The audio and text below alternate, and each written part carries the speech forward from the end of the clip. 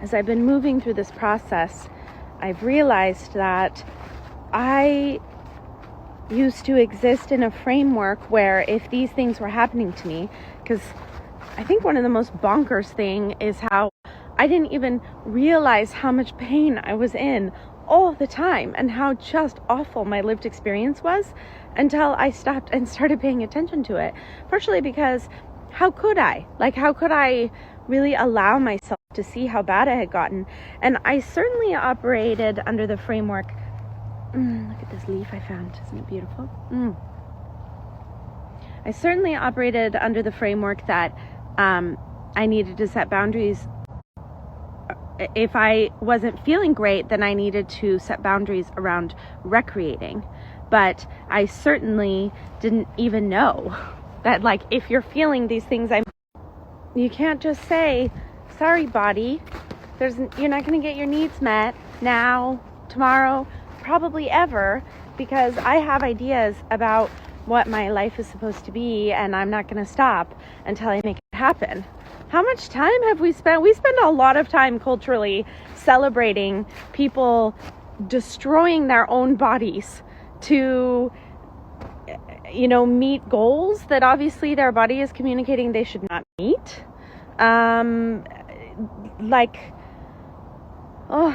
Listening to yourself is so important. And also, it just sucks. It sucks. So I'm all bundled up, really, really warm, and I'm going to lay down. I'm going to try to find a nice soft spot on the forest floor, I think probably right here, and lay down. Use a vagal toning. The spot I found feels amazing. It's on a slight incline. It's going to be really nice. And look at my view.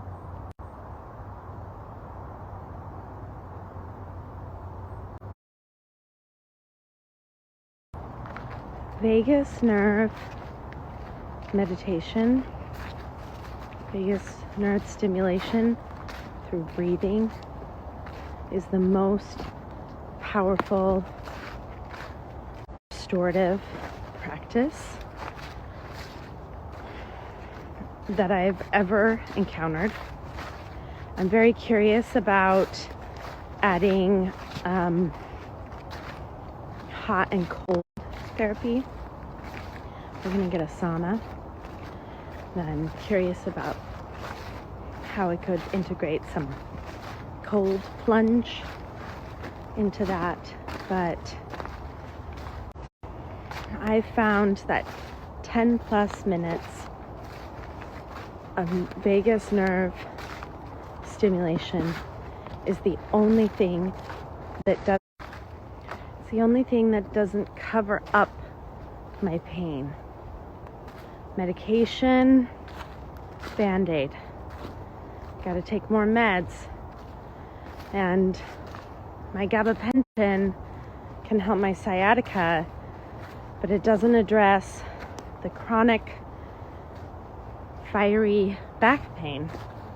That's still there, and it doesn't address the brain fog. I can drink coffee for that, but then or caffeine, but then I can get amped up, and that can increase my irritability and make it even harder for me to hold on to my thoughts. I have needed a way to come fully back into my body, and staying still and just trying to think about nothing wasn't working for me. Vagus nerve stimulation is so powerful. It's what we feel when we sing together. Vagus nerve stimulation is essentially have your exhale. Oh my. You're not going to be able to see this leaf I just found bigger than my face. Have your exhale be longer than your inhale. And when we're chanting, when we're singing, we're generally doing those things naturally. And I needed to introduce that into my meditation practice. I'm so glad I found it. Now comes the hardest part. Boundaries.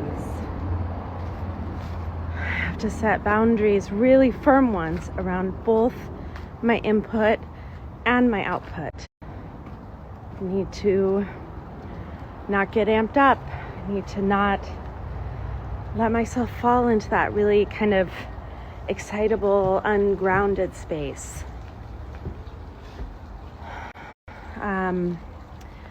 Nothing like turn off podcasts or the news or information if it's triggering me, if whatever moves me toward a trauma reactive state.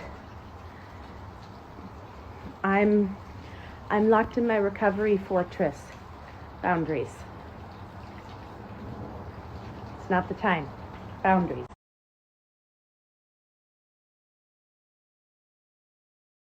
Our doors, and we push it onto a big giant conveyor belt, which then we feed into what we call a baler, and that is what we then sell to the recyclers. We sell them these